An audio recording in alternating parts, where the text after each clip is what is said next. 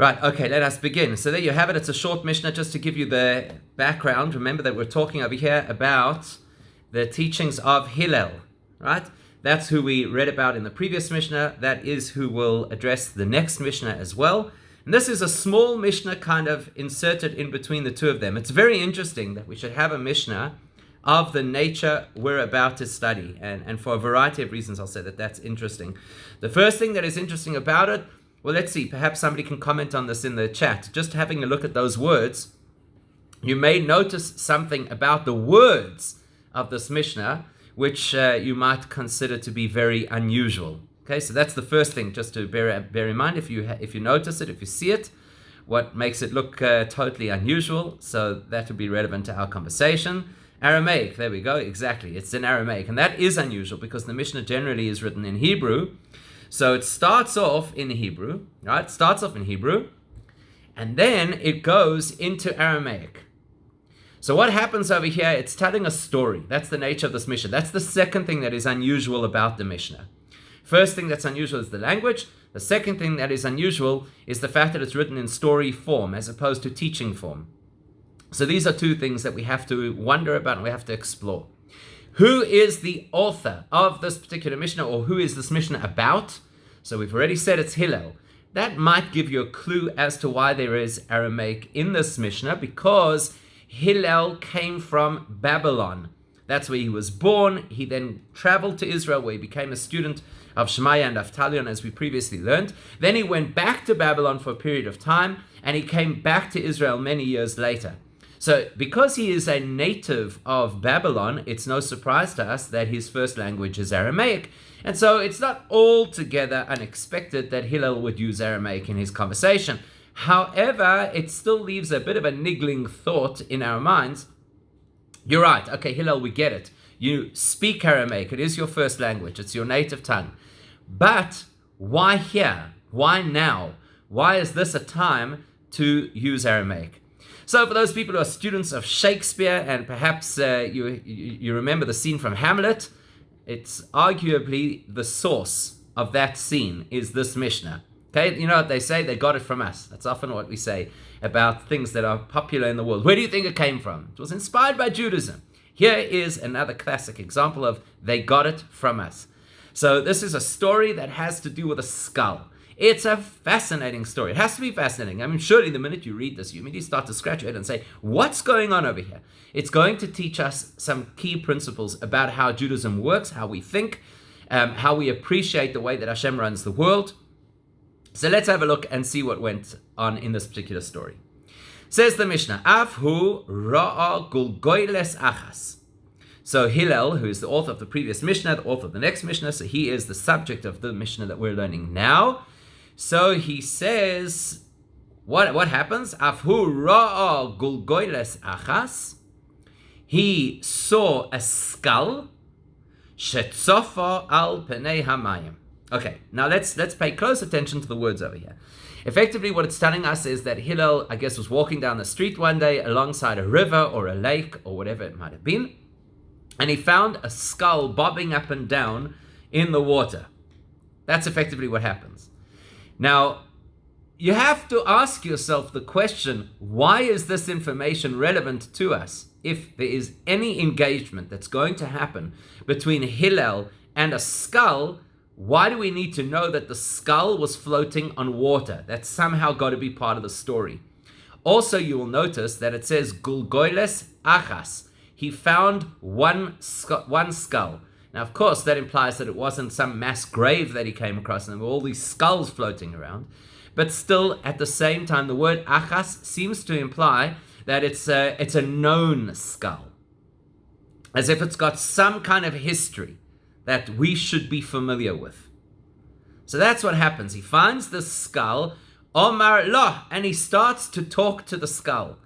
So I don't know if you ever had that picture in your mind of Hillel before this, the man who talks to floating skulls. Sounds almost like he could start a rock band, right? The Floating Skulls or something like that. So anyway, so he starts talking to the skull and he says, Omar Loh, he says to the skull. Again, we're going to pay close attention to the words over here. Because yes, it means he said to it. At the same time, though, we know that Hebrew is a very unique and very specific language, and the word la could also mean something else in addition to just speaking to the skull. So what does he say to the skull? Al da'ateft atfuch. Because you drowned others, therefore you were drowned. If you're familiar with Hebrew, so you'll see that the words in Aramaic are very often quite similar to the words in Hebrew. So in Hebrew, you would say, al deshotafta, because you submerged somebody else in water. Shotafta, like shtifat kelim, right? When you clean dishes. So ateft is a similar word in Aramaic. So al da'ateft, because you drowned others. Atfuch, therefore you were drowned. V'soif, there's another word that we have to focus on. V'soif, and at the end, metayafoyich yitufun. Those who drown you will be drowned. Okay, so at this point in time, we have absolutely no idea who the skull belongs to, but somehow Hillel picks up that the fact that the skull is in the water indicates that the skull must be of somebody who drowned. And it seems clear to Hillel that this person did not drown because they were unable to swim or because they got washed out in a flood. It's clear to Hillel that this individual was drowned by other people. So he immediately picks that up. We don't know how. The Mishnah doesn't tell us how he knew this, that it was somebody who was drowned by others. So he immediately makes a statement which says, you drowned because that's what you had done to other people. And therefore, those who drowned you, they in turn will be drowned. Okay, so before we go any further over here, what principle is Hillel expressing? A very well-known principle within Judaism, principle that is spoken about in various places in great detail. It's a principle that I think we're all familiar with. What is the principle that Hillel describes in this expression? Because you drowned others, therefore you were drowned. And eventually those who drowned you will in turn be drowned. So what do we call this principle? I'm pretty sure that everybody knows what it's called. Right? What do we call this principle? So the principle is called Mida Keneged Mida. Right? Mida Keneged Mida. There we go. Somebody sent the response privately. Mida Keneged Mida. So that principle is a fascinating principle in its own right, and we have to test whether this Mishnah fits snugly into the Mida Keneged Mida set of principles. So let's talk a little bit about Mida Keneged Mida. Let's understand how it works, what the Gemara says about it. It's a pretty well-known Gemara that talks about it in Soita. What does it mean, Mida Keneged Mida? So the Gemara uses this expression. The Gemara says, Bamida she'adam moideit, ba moidedin loy. Now, if you translate that, most people will translate mida keneged mida, measure for measure, which is good. That is a direct translation. I mean, that is what the words mean, but that doesn't necessarily help you to understand what that means. Why do we use the word measure? So the Gemara says, ba mida she'adam moideit, the measurement that a person uses to measure something, ba moidedin loy, becomes the same measurement that is used for that person. For example, so the Gemara over there will use both positive and negative examples. A negative example that the Gemara uses is Shimshon HaGibor, Samson, the great, mighty, powerful Samson. So there the Torah tells us, the Tanakh describes how Shimshon had a very intriguing position and mission in life, which, by the way, would be subject for a fascinating shira in its own right. Unfortunately, during the course of the development of the superhero and Marvel and comics and all that kind of thing, I think Shimshon turned into some kind of a guy with big biceps, and that's how everybody perceives him. But actually, Shimshon is a fascinating personality, and as I say, deserves at least one shir to give him the credit due to him. One of the missions that Shimshon had was to destroy the Philistine nation. That's why he came into this world, to destroy the Philistine nation. And that was going to be a dual process, on the one hand destroying them militarily, and on the other hand taking key women from their society and bringing them into Judaism. As the Rambam writes clearly, that Shimshon's intention was to convert these Philistine women to Judaism. Yet, when the story is in its early stages, there's a moment that Shimshon turns to his father and he says, help me to get that woman. I want to marry that woman. Kihi yoshra be'enoi. Because she is good in my eyes. So at that moment, being that Shimshon, of course, is such a great personality, is judged very, very strictly. So at that moment, he uses an inappropriate expression, even though his intention was correct and he was aligned with his mission, but he used an inappropriate expression. He said that she is fitting in my eyes. Says the Gemara, Ba'midah she'adam moedeh, seeing as the measurement of what's right and wrong, Shimshon decided was going to be decided by his eyes. Ba moededin loy, therefore for that reason, eventually the Philistines gouged out his eyes. Because that was the area of his misdeed, so therefore that was the area of his retribution. And there are various other examples that the Gemara goes through. Again, some of them are positive. So for example, positively the Gemara says, when the Jewish people were leaving Egypt and everybody was collecting gold and silver as Hashem had told them to do, Moshe was busy looking for Yosef's remains because Yosef had asked the Jewish people to promise that they would bury him in Israel when they left. So everybody else is finding gold and silver, and Moshe is running around town trying to discover where Yosef was buried, and eventually gets hold of him and he ensures the burial of Yosef. Why? Why does Yosef deserve to have such a great person like Moshe himself look after his funeral process? Because Yosef made sure that even though he was the viceroy and the most powerful man in Egypt, he did not delegate his father's funeral and he personally attended to it. So midah keneged midah. The way that he behaved is the way that he was treated. So he personally took an interest as the greatest person around to facilitate his father's funeral. Therefore, the greatest person around, Moshe Rabbeinu, facilitated the movement of his remains to Israel. And so it goes. The Gemara goes through a whole lot of different examples, both positive and negative. That's midah keneged midah. So surely that's what's happening over here in this Mishnah too, right? Midah keneged midah. Here is somebody who drowned an individual or a group of individuals we don't know, because it just says al da'ateft atfuch, because you drowned people, therefore you were drowned. So that sounds like midah keneged midah.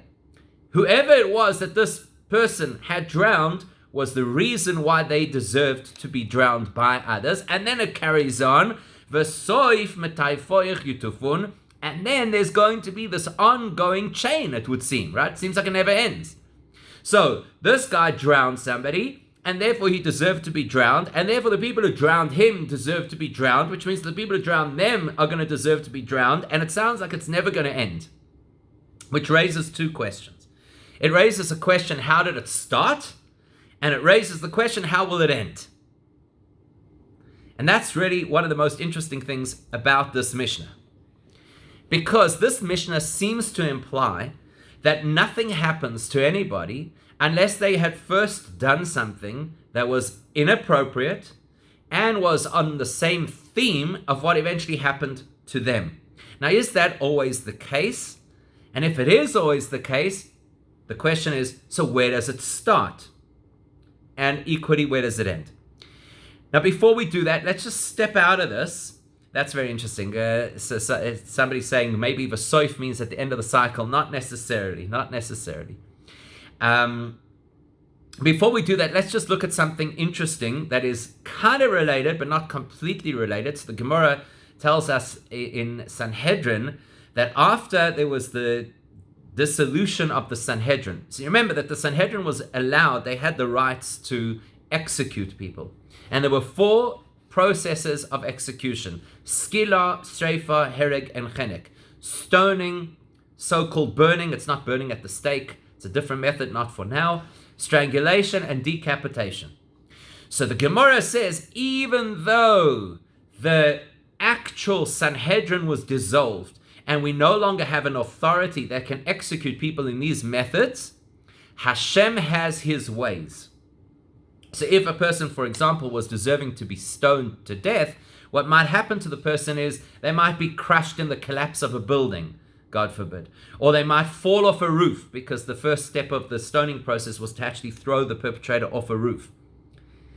Or if a person was going to die of strangulation, they might choke, or they might have an allergic anaphylactic reaction that closes their throat. Okay, so that's basically what the Gemara says. So don't get too worried about the fact that if somebody drowned people, there have to be other perpetrators who are going to drown them. It's also possible for Hashem to find a way that through natural circumstances, they will experience the midah keneged midah punishment. So don't fret about that. Don't stress about that. However, it's not exactly the message of this Mishnah. The message of this Mishnah is quite specific, that the people who took the law into their own hands, it would seem, metayafoyich, they're also yutufun. In other words, we're not just talking over here about a midah keneged midah process, we're saying something else, and what we're saying is quite important. And there are basically three things we have to focus on. Number one, what is the beginning of the cycle? So here we're walking into the middle of a process, and we're seeing in the middle of the process that here was a man who drowned people and therefore was drowned. The question then is logically, well, what did those people do to deserve to be drowned? Or to put it into context of the parasha that we've just read this past Shabbos, if the theory says that everything is midah keneged midah, then how did Abel land up being killed by his brother Cain? Because he's the first murder victim in history. And if the principle says that it's always cyclic, and that it's always midah keneged midah, and that the guy gets drowned because he drowned people, well, how does that work in the case of Abel? In the case of Hevel, he did not murder anybody. This is the first murder in history. So where's the midah keneged midah in that particular scenario? Difficult question to answer, right? Except that we have to say two possibilities. Either midah keneged midah does not always mean what we think. Person does X, so X happens to them. It's not as simple as that. Sometimes a person is held to a very high level of expectation, and perhaps they do something that is not murder per se, but is in a spiritual, light, subtle kind of a way, so inappropriate that it spiritually equates with some form of murder, and therefore they deserve this kind of a punishment. Or alternatively, we say, there are other reasons that things happen, and not every bad thing that ever happens is always a punishment. And that's quite an important thing for us to remember. So that's why it's gulgoyles achas. We're talking about a specific case over here. The very last thing that any person should ever do is to turn around to somebody who has suffered a loss and try and suggest that it might be midah keneged midah. Besides the fact that you'll lose a friend or possibly lose more than a friend, it's totally unacceptable for us to play God and to start to suggest this is why these things have happened. Gulgoyles achas. This is a very specific case, and that's the point of this Mishnah. Hillel, according to most of the Mefarshim, identified who the person was. He was a known personality in the region. He was a person who had been known to drown people. Gulgoyles achas. This is one case where we can satisfactorily say, look, you know what happened over here? This guy was a bad guy. This guy was a murderer. Actually, just to illustrate that he's a lowly personality, Hillel speaks in Aramaic, because Aramaic generally is considered to be the language of lower people, lesser people, not such spiritual people, amaratzim, people with deviant behavior. So everything about this Mishnah is to emphasize for us, this is not a carte blanche that we can always say people die because they deserved it. God forbid, that is not for us to say. But if you have clarity, as in this particular case, where Hillel knew who the guy was, knew the backstory, knew what had happened to him, so then you can appreciate where he says there is this chain. A man murdered, and therefore he landed up being murdered. And the Rambam explains why. The Rambam says, midah keneged midah is not that Hashem keeps a scoreboard. And then he says, okay, so so-and-so did this, let's reserve that on our records so when an opportunity arises, he can get his just desserts. You know, that works for us as people. We like to see retribution. We find it satisfying to see, you know what, somebody did something and they paid for it. That works for us. But that's not necessarily how it is in Hashem's terms. Hashem doesn't require that satisfaction, if you know what I mean. He doesn't have to wait for us to align things or for him to have the opportunity to get his just desserts. So the Rambam says that something else is happening over here, something which is really, really fascinating. And that is that a person creates their own reality. If a person makes poor decisions, those poor decisions become part of the path of where their life is going. The Gemara tells a story on a similar note. The Gemara says that there was once a fellow who was clearing his field. He wanted to plow his field, but there were boulders strewn across his field. Some of them were larger, some of them were smaller. And so what he did was he just basically threw the rocks out into the road. And one of the sages was walking past and he said, why do you remove stones from land that is not yours and place them in land that is yours? And the guy was like, what are you talking about? This is my field. I'm clearing the stones out of my field. What do you mean taking things from land that is not mine? This is my land. Anyhow, as time went on, this particular individual had the wheel of fortune turn against him, and he went down and down financially until he reached a point where he had to sell his field. He literally couldn't sustain it anymore. And he became a beggar. And here he was traveling around from place to place, trying to ask for alms. And he lands up passing his old original field. And guess what? He's not paying attention where he's going. And there's a big rock in the middle of the road. And he trips over the rock and he injures himself. And he starts screaming, which Meshugana put this rock in the middle of the road? And at that point, he suddenly remembers what the sage had told him. And he realized how true it was. His land was not his. Hashem had allowed him ownership of a piece of land for a period of time. But the public space is always yours. So you throw stones into the public space, you have to understand that there's an incredibly good chance that you'll run into one of those stones. So the Rambam says, Al da'atevt. Hillel's message over here is because the person created the possibility of drowning people, so that became a reality that could impact him. That became a reality that could land up being his destiny, which eventually it was. So metai foyech yitufun. Those who were drowned him, and they in turn will eventually be drowned. Why? Because people create cycles in their own lives. It's not Hashem's scorekeeping, it's the reality that a person creates for themselves. The Rambam says that this is quite similar to, you've probably heard this before, the story of the murderer who has no witnesses. Rashi talks about it based on the pasuk where the Torah tells us, it's basically the story of if a person did not plan to kill somebody, but Hashem orchestrated a particular set of circumstances so that they landed up killing people or killing an individual, and therefore they had to go to the city of refuge. So Rashi comments on that. He says, what happens? He says, basically what happens is, you have a person who murders, and there are no witnesses. And then you have another individual who has also behaved in an inappropriate way and really deserves to be removed from society for a period of time. So Hashem will bring them both to the same environment, and the one guy will be climbing a ladder, and the murderer, the unproven murderer, will walk under the ladder at exactly the point that one of the rungs gives way, and the guy climbing the ladder will fall on the person who's under the ladder and will kill him. So the murderer lands up being murdered, and the person who deserved to have to go into this quarantine from society lands up killing inadvertently, and so he's got to go to the city of refuge. In other words, people create cycles that land up impacting them in their lives, which brings us to a really important point. Really important.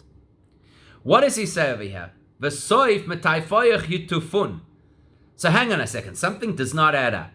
Al dateif datfuch. Because you drowned others, you deserve to be drowned. Okay, so if you deserve to be drowned, so why v'soif metayfoyach yitufun? Why then the people who gave this individual what he deserved, why should they eventually drown themselves or be drowned? Surely they have executed the law. What's wrong with that? So the Bartanura, who is the most prevalent commentator on the Mishnah, says, well, the point is this, and this is so important to remember because, when you live in a society that sometimes the law does not follow its course, it's quite tempting to want to be a little bit of a vigilante. And it's quite satisfying when you see people take the law into their own hands. And that's exactly what went wrong in this story, according to the Bartanura. That guy deserved to be drowned because he was a murderer. No question about it. However, the individuals who chose to drown him were not authorized. They didn't go through a legal process. They didn't do what they were supposed to. They didn't take this to the courts. They did a vigilante retribution. Therefore, they also now fall into the same category where they deserve to be punished as well. Because as far as the Torah is concerned, we don't take the law into our own hands, regardless of how frustrated we are, and regardless of how disappointed we feel in the justice system. We have to trust that Hashem has His way of running the world. In fact, it's quite an interesting thing to keep in mind, but there's an expression that our sages use, megalgelin schus al yedei zakai, megalgelin choiv al yedei chayav, which means that Hashem has His methods of ensuring that the good missions are allocated to the deserving people and the bad missions are allocated to the undeserving people or to the rogue individuals. In other words, let's say this. Did this guy deserve to be drowned as a murderer, as somebody who drowned other people? Did he deserve to be drowned? Yes, he did. And was Hashem going to ensure that he would drown? Yes, absolutely. In whichever way it was going to happen. Whether it was going to happen through a natural disaster or whether it was going to happen through human intervention, it was going to happen. The question that these guys had to ask themselves is, why them? And I'll give you an example where we see a similar concept. The Torah tells us that if you build a new house, ki sivneh bayis chadash, you build a new house, ve'asisa makeh legagecha. So you have to put a guardrail around your roof. It was common, and it still is common in many places in the Middle East, to have flat-roofed houses. So the Torah in Parshas Kiseitz tells us you have to put a guardrail around the roof. Why do you have to put the guardrail around the roof, says the Torah? Ki yipoil hanoifeil mimena. Because we don't want somebody who is going to fall off your roof. See that? Hanoifeil, the Torah testifies to the fact that this individual's destiny is that he's going to fall off a roof. That's inescapable. It's going to happen to him. Why then does the Torah say put a fence around your roof? Because it should not have to be your roof. So the destiny of this individual is he's going to drown. Why? Because he drowned other people. Mida keneged mida. That's what's coming to him. It's his just desserts. So why then do the people who choose to drown him land up drowning? Because it didn't have to be them. Because you don't take the law into your own hands. Because megalglin schus al yedei zakai. Because you should have rather been an agent for goodness in the world. The fact that you've landed up being an agent for retribution in the world is an indictment on what kind of a person you are.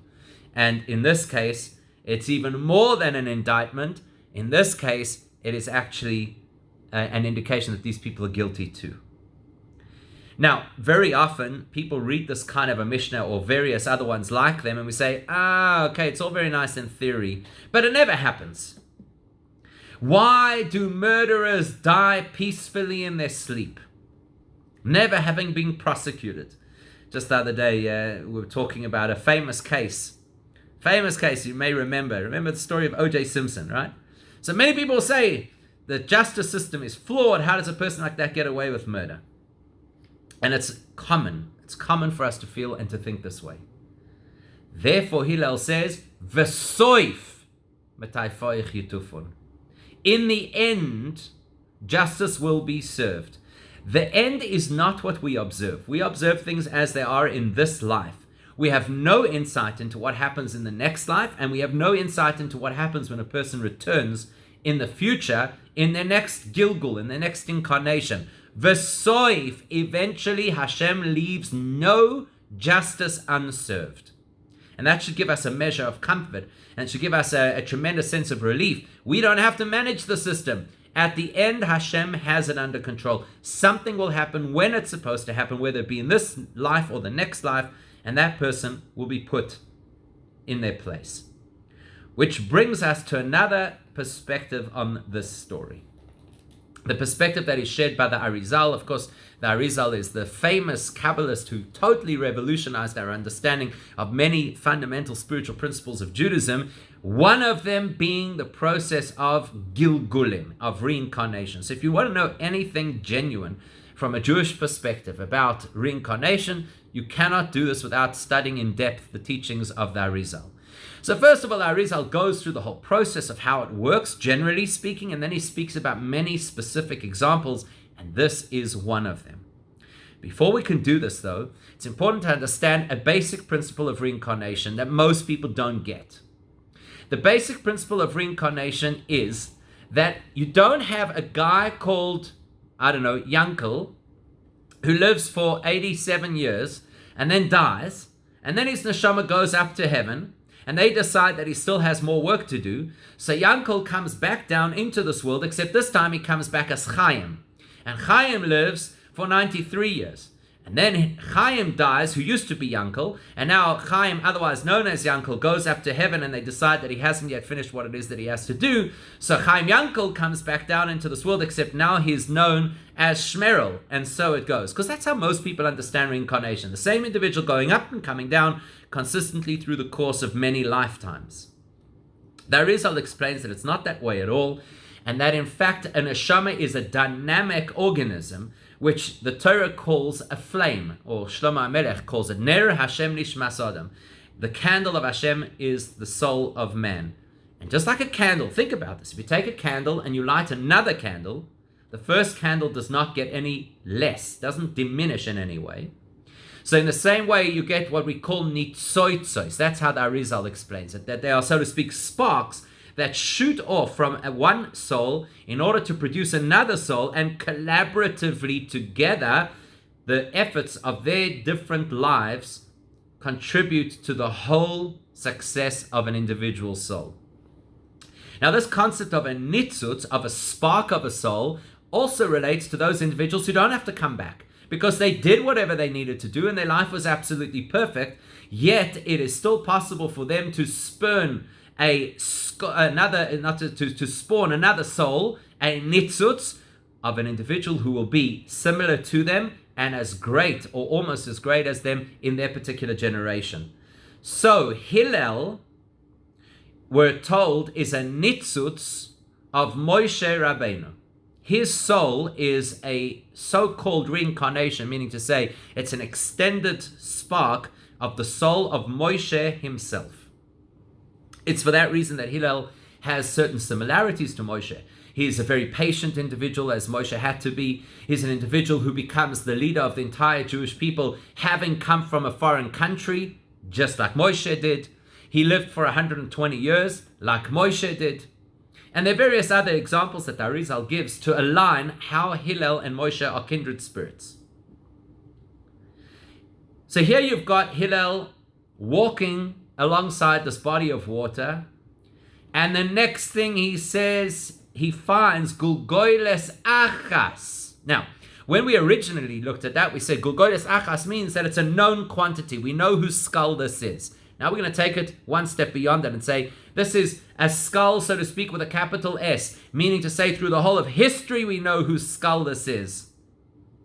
Says the Arizal, the skull that he found floating in the water was the skull of none other than Pharaoh. So we now have this epic moment in history, 1,000 some years later, where the spark, the reincarnated extension of Moshe's soul, re-engages with the soul of Pharaoh. And he says to Pharaoh, Omar lo, al datev tatfuch. Pharaoh, because you drowned Jewish children in the Nile, that's why eventually the retribution that you experienced was to be drowned. Then, according to a number of the Mefarshim based on the Arizal, Then Hillel addresses the second phrase not to Pharaoh's skull, but to the Jewish people as a whole. V'soif, eventually, metayefoyich yitufun. Jewish people look at this example and draw strength from it. You should know that just like Paroi, who of course was the nemesis of the Jewish people right at the beginning of our history, and look what happened to him. Because he drowned Jewish children, therefore he was drowned. V'soif, the end of all of your enemies. Hillel's talking now to the Jewish nation.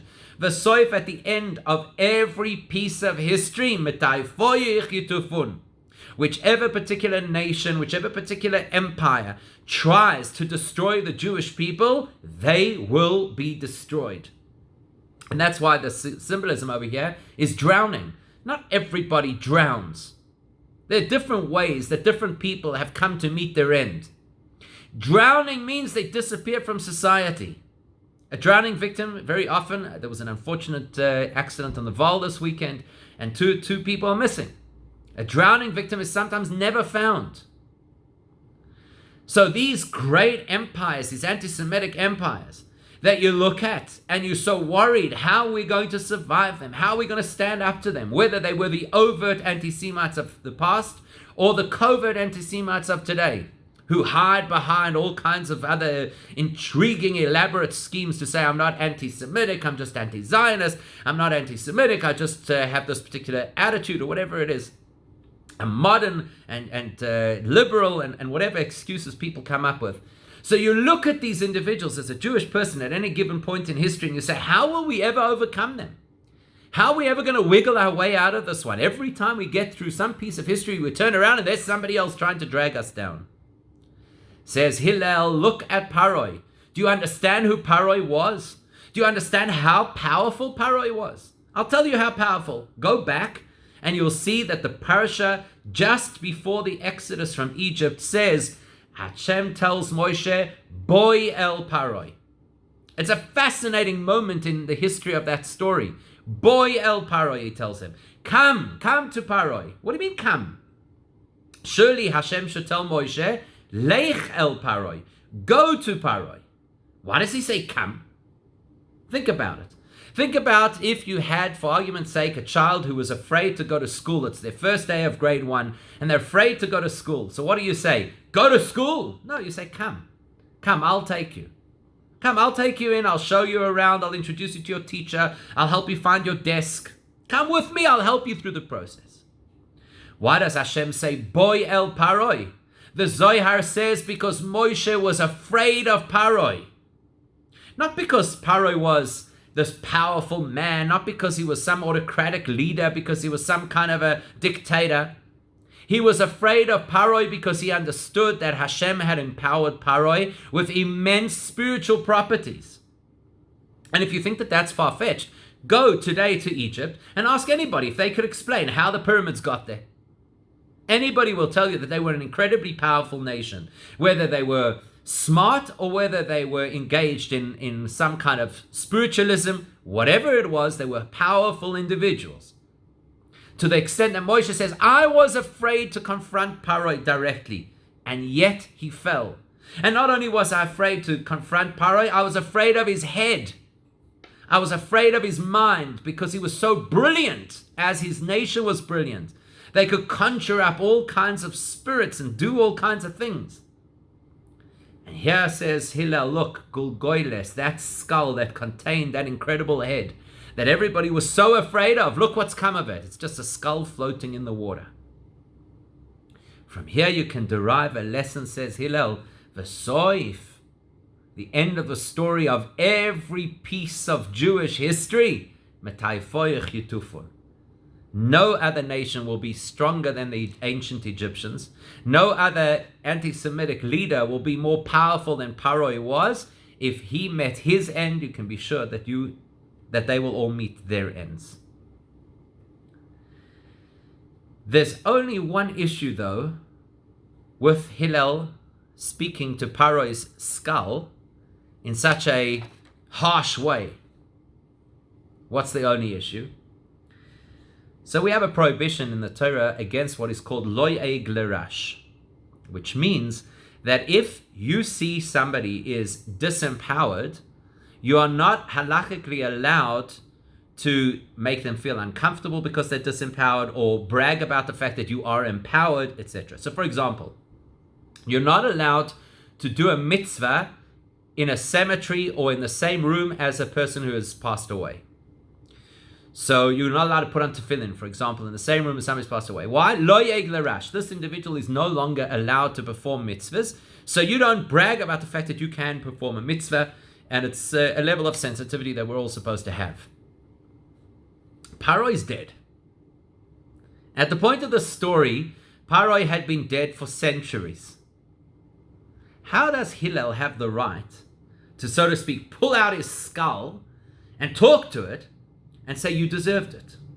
You deserved what you got. If we want to teach that in our schools as part of the Pesach story or anything, gesundheit. But lo yeg l'rash, you're not allowed to do that. You're not allowed to directly address the individual who is currently disempowered, can't do teshuvah, can't fix themselves up, can't turn the clock back. Not only, they're not even alive, they can't even defend themselves. How dare you, even if you're Hillel, how dare you speak this way? So the Rebbe teaches a fascinating insight. And he says, Hillel's walking down the street, and the next thing he sees the skull floating in the water. And because of the fact that his neshama is an extension of the neshama of Moshe Rabbeinu, so he knows inherently, impulsively, whose skull this is. So Hillel asks himself one simple question. Why has Hashem shown me this? Why now? Why me? Paroi, we all know, was a villain. We've had many Pesach Seders over all of those centuries. We've spoken about the terrible things. Why now? Why me? And Hillel has this incredible insight that the time has come for Paroi to actually be fixed, what we call tikkun. Every single soul that exists can potentially reach tikkun, if not through themselves, through a great personality. When Moshe originally went to speak to Paroi, his objective was not to destroy Paroi. His objective was that you should know Hashem. That was the goal, that was the message, that was the mission. That Paroi should come to acknowledge Hashem. Hillel realizes that time has finally come. The time has come for Paroi to recognize that he had whatever happened to him in his life because of how he had behaved. And now Paroi's chapter can be put to rest. So it's not lo yeg l'rash. He's not insulting or disparaging Paroi. In fact, in an interesting way, he's actually putting Paroi to peace. If that is possible for somebody as rogue as Paroi, then certainly every single one of us has the ability, especially while we still have life, has the ability to turn around any situation, no matter how bad our decisions have been, no matter how far we have gone, no matter how disengaged we are. If Paroi could reach resolution, we most certainly can. And that's a great message to think about and to take home and to apply every single day.